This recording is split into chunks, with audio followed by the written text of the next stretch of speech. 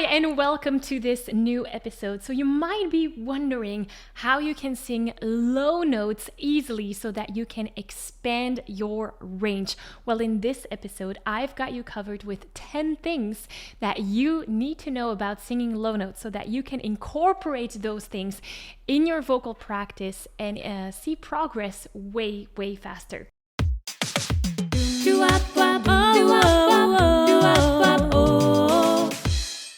My name is Maggie. I'm the founder of the Singing Insiders, in which I'm helping passionate singers just like yourself become the best versions of themselves through what they love doing the most, which is singing.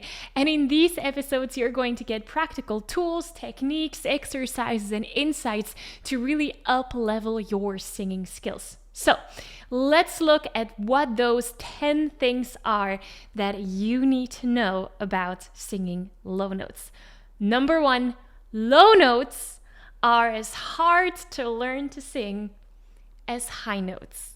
Surprise, surprise, surprise. Now, oftentimes, many beginner singers, they tend to focus so much on reaching those high notes that they forget to train their low notes. And then because they've been so focused on extending their range in the height, it's even harder to extend the range in that lower part of your voice. And a beautiful example of that is ABBA. I just went to see their new concert in London, and they have this one song called I Still Have Faith in You. And the lowest note in that song is a low C, which is this note. And it's not in my range. And when I heard them sing that, I was blown away that this note was sung by a woman, first of all. And also, I loved that it was within a song from well-known artists like ABBA, which inspires hopefully people singing that cover one day to train their voices in that way as well. Because oftentimes we focus so much on the high notes that we forget about the low notes. And low notes are as hard to sing as the high ones. And none is better or worse. I'm not saying that. What I am saying here is that we need to focus on the whole part of our range and not just one part of it. Okay, that's number 1. Number 2, in order to sing low notes clearly, we want to be able to activate the chest voice. Now, you've probably heard me talk a lot about chest voice and head voice and mixed voice and all those things. And it's really important, if you do want to sing those low notes, that you know where your chest voice is. So the difference between chest and head voice is really simple. Let's do a quick little exercise together and just give me a very low and tell me, where do you feel that resonate in your body? Oftentimes, people would tell me when they're singing there that they feel some kind of vibration within the chest. I even had someone, she felt it in her stomach, and I even had someone who felt it in her feet. So everyone is a little bit different in that, but that's your chest voice. And when we're singing low notes, we want to be able to activate the chest voice. Oftentimes, especially for people singing mainly in head voice, yoo-hoo, that kind of sound all the time. If we're going lower and we're staying in head voice, for those lower notes, they might not sound so stable. Does that make sense? So number 2, if we want to be able to sing in chest voice, we need to activate. If we want to be able to sing the low notes, we need to activate the chest voice. Number 3, twang can help to sing those low notes. What is twang? Twang is a technique. I'm not going to dive too deep into this, but basically it's this ugly sound. That is twang in its purest form. If I'm singing a low note, for example, that one. If I sing that, and I know it's kind of the bottom of my range, I can make it sound very heavy by doing or I can add a little bit of twang, and it's a world of difference. So twang can be a magical tool and magical technique to sing those low notes with lots of clarity. And that brings me to number 4, because yes, twang can help, but there is probably a place in your voice where twang cannot help you anymore. So if I'm doing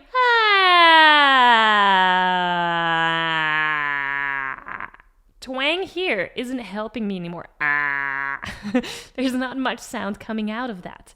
However, if I then go to the opposite and drop my larynx, there is still some sound coming out. Low larynx, an attempt with twang. Same thing if I'm going a little bit higher, twang, low larynx. There is way more musicality to it. So yes, twang can help to sing the lower notes, and there will be a place in your range.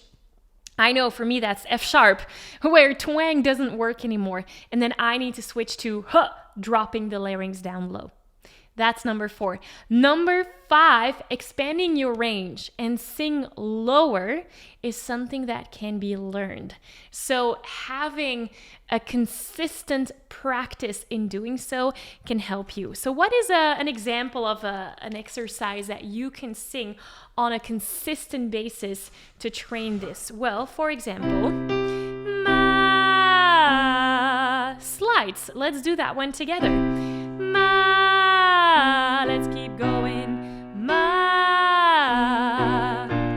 ma, ma, ma,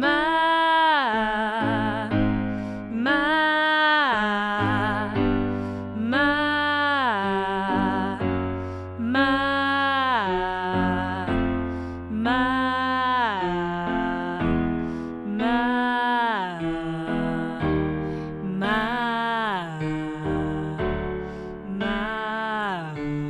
Last one. Maybe one more, not for me, but for you. That's the C from the ABBA song, by the way. So doing these kinds of exercises on a regular basis can really help you to train that lower part of your voice. Many people, they think that their voice is their voice and that their range is something that is what it is. But you can actually train that. It's kind of like when I started my yoga practice a couple of years ago. In the beginning, I could not put my hands on the floor while my legs were straight. I wasn't flexible enough. Now I can do that. Why? Because my body is used to that.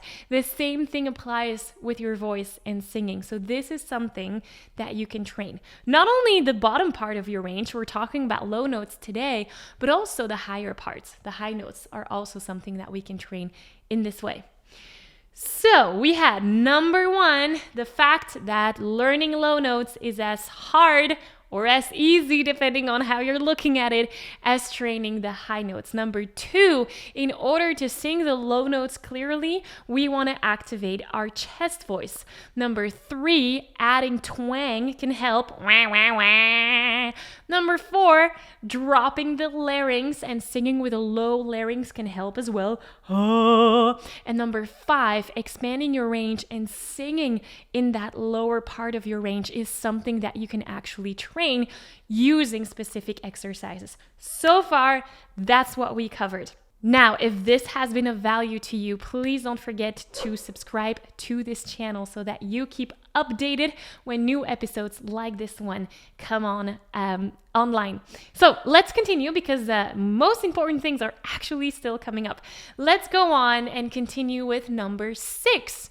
Number 6, extreme low notes might be more easy to sing when your voice feels flexible, which you can promote by hydrating your voice on a consistent basis. In other words, hydrating your voice will help you sing lower notes as well. What do I mean by that? Hydrating your voice. So your vocal cords, the outer layer of your vocal cords, have mucus on them.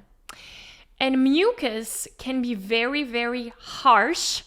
That's when, for example, you have some kind of irritation in your throat, and you might even hear a little bit of raspiness on your voice when you're speaking or singing. So what we want to do is creating flexibility in the voice so that that outer layer of mucus actually becomes super flexible. And you can do that by hydrating yourself. So test it out for yourself and nebulize. And we're not going to talk about nebulization today too much, but nebulizing is basically inhaling some kind of like cold steam. So little water droplets that go straight onto your vocal cords to hydrate in that way. And feel the difference. Steaming, nebulizing, drinking water, all those things that you can do to encourage hydration in your voice. Do that and then test it out. Can I sing lower when my voice is hydrated versus when my voice is not? That's one of the reasons that I take a shower each morning instead of each evening, because in the morning that wakes up my voice, the hot steam of the shower. So that's number 6. Hydrating your voice can definitely help for you to sing those low notes. Number 7, low notes will be way easier to sing when you release instead of push your voice. So a lot of singers, they want to sing those lower notes and they're tending to push. And pushing. It's gonna be way easier when you just let go.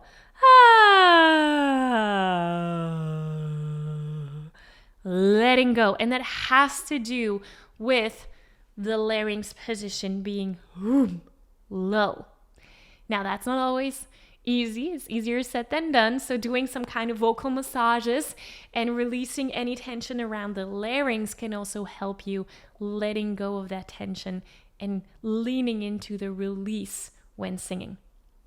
Number 8, practice singing low notes by singing songs that have low notes in them. And then adjust the key gradually, lower and lower and lower. Let me give you an example. Maybe at first you're singing, let it be, let it be, let it be, let it be. Beautiful. Those low notes work well. Let's take that down half a step. So then we're here.